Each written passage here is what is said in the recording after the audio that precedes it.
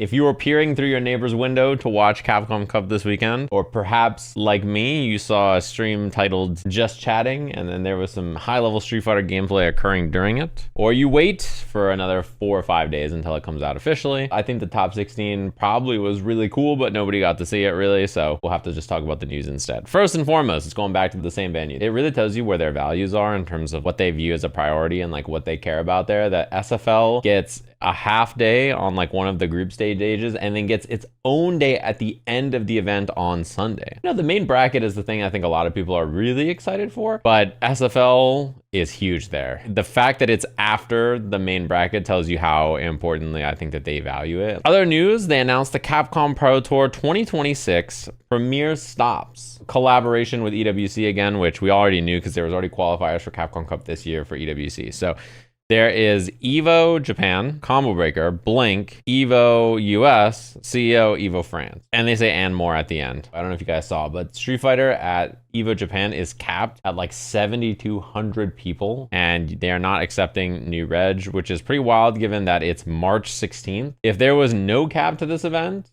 and it just kept going, I can only imagine what the numbers would be like. They also announced that they have a new region for World Warrior, which is Chile. The first comment, the Blas region. I think this will probably open up a spot not for him. Like, he's probably gonna travel and qualify somewhere. Then it opens up another opportunity from someone from the region. Yeah, Crime is like the most obvious choice, but like, you know. And they announced this as well. Next season, we're bringing over 2.1 million in total prizing.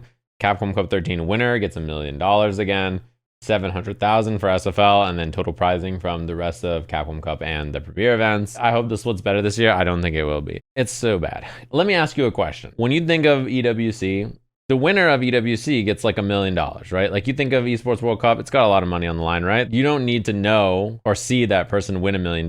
You already know that that person wins $1 million and they're rich as fuck, right? Except they don't. EWC doesn't give the winner $1 million. They just say $1 million Street Fighter tournament, and the winner wins $250,000. You don't need to give away $1 million to first. You can just split it so that everybody makes more money. You can split it in a more reasonable way, you know? The other thing they announced, new outfits for all the characters, guys. Built to celebrate the global competitive scene and communities around the world, Drive Tech wear will be free to all players. Basically, there was a comment that was like, you know, this game is enjoyed everywhere around the world, but there are like places where, you know, the way some of the characters look can't fly, so we put some t-shirts on everybody. So yeah, it's a t-shirt and pants. They did the same thing in Street Fighter 5. This is like the tracksuit outfit. What about Jury's feet? That's a great question. Is everybody gonna be wearing shoes? That is true. This is announced right after it was announced that Saudi Arabia purchased a 5% additional stake in Capcom. We've got an EWC outfit where everybody just wears a generic t-shirt over their characters, and you can wear them on stream without any problem. So this is where their time developing skins is gonna go, sadly. Downloading the new Chun-Li mod on every PC and then fleeing the country, they're gonna get your ass, bro. You wanna know what my Capcom Cup viewing experience was like this weekend? I was sitting here hitting F5. Oh, Blas versus Fudo, that's probably gonna be good. Wow, it was pretty close. Oh, Sahara versus Dual Kevin, that's probably gonna be pretty good. Wow, it's pretty close. All right, VX Bao versus Higuchi, that's probably gonna be pretty good. Damn, Higuchi went crazy. The situation is so absurd that people think you're not allowed to talk about the results or share who won the tournament. You're not allowed to share the clips or videos from it or like the actual footage, but who won, like they tweeted on their main socials and stuff. The pay-per-view just is whack in like all ways, shapes, and forms. And the way they ban people from watching stuff and then delaying it means that like the actual competition is not that talked about or interesting. I saw zero communication from anybody in the community about the gameplay of the event. Last year, everybody was talking about how sick it was, all these cool things people were doing, all this great stuff about the game.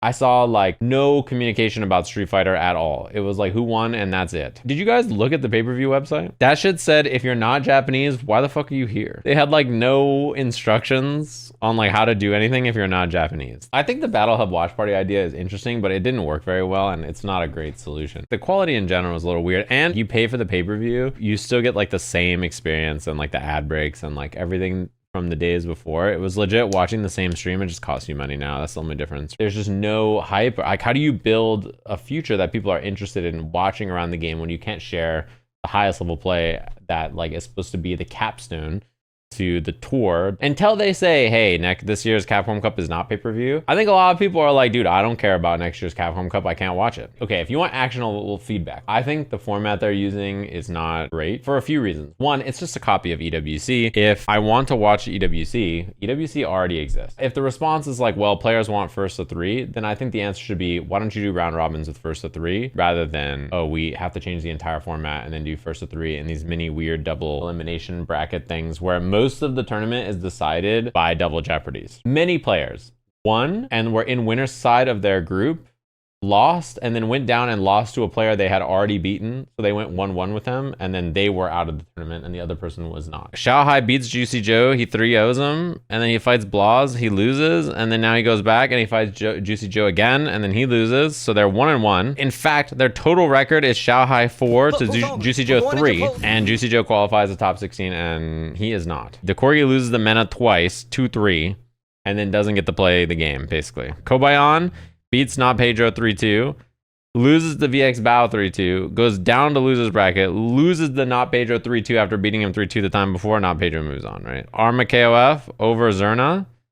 Arma KOF loses here, loses a Zerna. And this is like the whole tournament. Legit just getting double jeopardy over and over and over. So the first 2 days of the event, we're watching basically the same matches the next day. And just like this time it matters and last time it didn't. You play the same person twice and whoever happens to win the second one wins the bracket smile. And then having single elim at the end for a tournament like this, not having any losers bracket run and stuff is like really brutal. We didn't even get to see a bunch of players play against Sahara as an example. A double elimination bracket not existing in this event feels very odd given how top heavy the money is. Like not having a losers bracket or like a consistent way to like try to regain some of this money if you lose, it's pretty brutal. Then this match was, you watch them both lose and then Higuchi immediately has to replay. Both of them looked completely miserable. It was like with the worst part of the event. And even worse, it was a $30,000 money match. Why do they even have a match? Why isn't it tied for third place, $35,000 each? I'm not joking. They were playing on stage for the third place match and they both were sitting on the stage playing like this. They looked so fucking miserable. Neither of them wanted to be on the stage. They were so sad because they just lost the chance to fight for this and they immediately had to play. You don't have to play this. You can just let the brackets be tied for third. Like people tie for 5th through 8th in this bracket and like 9th through 16th. And all these other places, they don't have to be sad as fuck playing on stage and you can just go to the exciting part after. The answer to why this 3rd and 4th place match exists is because they announced this prize split and then they were like, oh fuck, we gotta have this 3rd and 4th place match, I guess, because we announced a prize split with a 3rd and 4th place and now it's single elim, so we gotta have this match anyway. No one spoiled the Capcom winner. I'm still waiting for YouTube uploads. I think you'll probably get spoiled if you're not already spoiled, but more importantly, I don't think you should worry about who wins. You should just watch the matches because you want to watch them. It's very hard to be excited about what Capcom is doing given all their fuck ass decisions. I mean, tomorrow I'm gonna play Alex and play the patch and we'll play Alex to master. That being said, if you're expecting them to like shake up the game at this point in time, it is what it is. Like the game is the game, okay? Unless they say, hey guys, we're gonna change everything about the game, like I wouldn't expect that from this patch or even the patch with the next season.